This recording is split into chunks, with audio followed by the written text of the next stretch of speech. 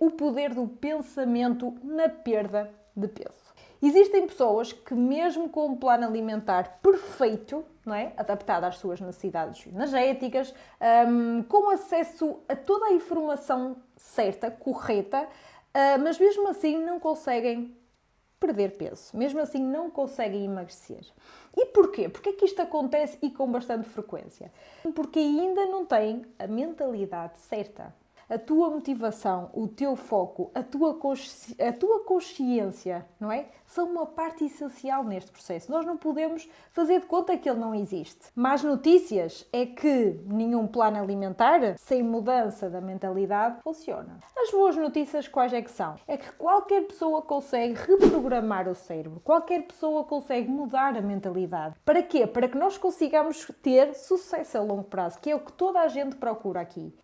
O nosso comportamento alimentar é como uma árvore. Eu adoro fazer esta analogia porque acho que é mesmo fácil de nós conseguirmos perceber. Imaginem uma árvore. Tem as folhas, não é?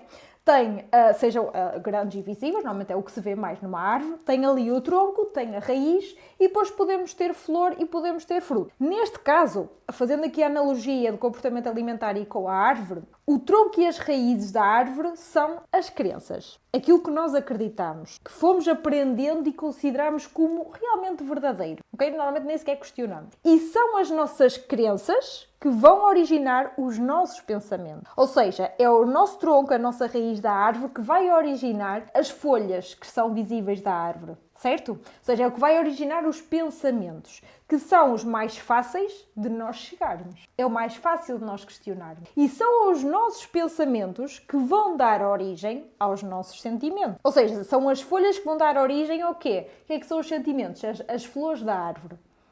Ou seja, são os resultados de como nós pensamos sobre um acontecimento que, reparem, modificando a sua interpretação, pode gerar sentimentos diferentes. Depois, por último, temos o comportamento. O que é o comportamento? É o fruto da árvore, que é o resultado final, que está dependente de quê? Dos nossos sentimentos, ou seja, da flor da árvore, que está dependente dos nossos pensamentos, que é as folhas da árvore, e está ainda dependente das nossas crenças, que é a raiz e o tronco. Então, eu quero que vocês percebam o seguinte, que é o nosso comportamento, a forma como nós agimos, vai influenciar como nós nos sentimos, vai influenciar como nós pensamos e vai influenciar aquilo que nós acreditamos. O comportamento altera o sentimento, que altera o pensamento e que este vai alterar a crença. Eu vou dar um exemplo prático para ser fácil. Comportamento. Eu já fiz muitas dietas, perdi, mas aumentei tudo de novo. Isto é um facto, é um comportamento, foi o que aconteceu. Qual é o sentimento que eu vou ter perante este comportamento? Eu vou ficar triste, eu vou ficar frustrada. Então, se eu tenho este sentimento de tristeza e de frustração, qual é o pensamento que isto me vai originar? Eu acredito que desisto facilmente. Portanto, o comportamento, eu já fiz muitas dietas, resultou, mas depois aumentei de novo. Portanto, resultou a curto prazo. Eu até perdi, mas depois aumentei. E eu vou me sentir triste e frustrada, então o pensamento que eu vou ter é: eu já sei que não vou conseguir, já fiz tantas dietas, não é? Então qual é a crença que eu vou ter? Eu acredito que não tenho força de vontade e que desisto facilmente. Porquê? Porque eu já fiz muitas dietas, já tive muitos comportamentos, já tive muitas tentativas de... Isto é um raciocínio lógico.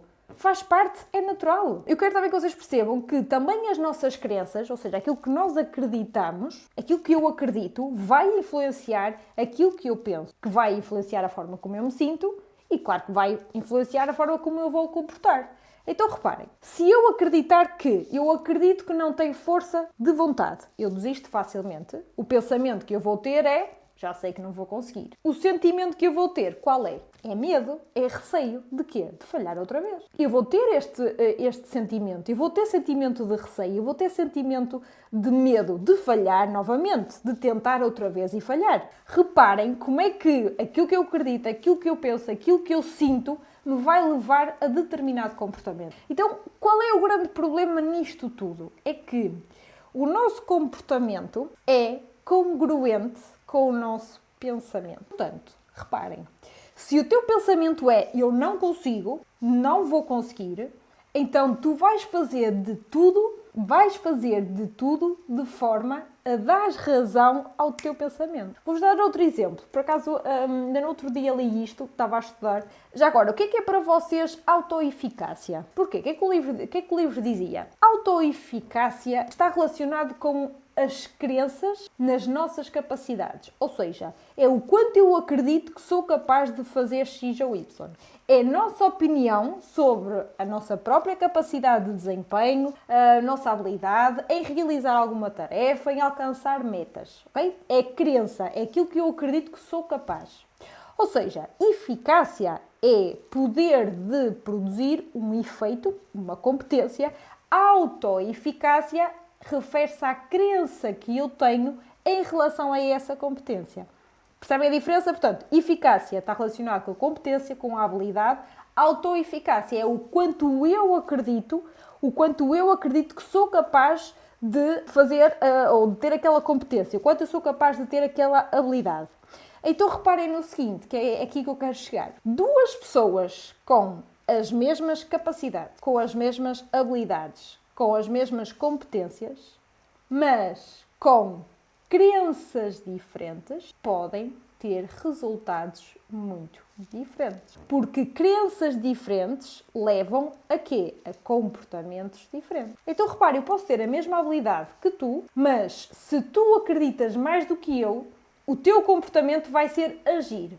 O meu não vai ser esse. Eu tenho a mesma habilidade que tu, mas eu não acredito em mim. Eu não acredito no processo. Eu acredito que o mundo está contra mim. Então eu não faço nada, ou seja, o meu comportamento vai ser não aderir a nada, não pedir ajuda, continuar no meu mundo. Mas no teu caso, tu acreditas que és capaz, tu acreditas que consegues, então pedes ajuda. Então repara, esta mudança de comportamento é o suficiente para que tu tenhas sucesso e eu não. Faz sentido? E pessoal, não és tu que não tens força de vontade.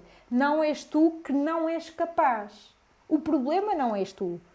Apenas ainda não descobriste como mudar o teu comportamento através da mentalidade certa. Bom, vamos pensar na condução.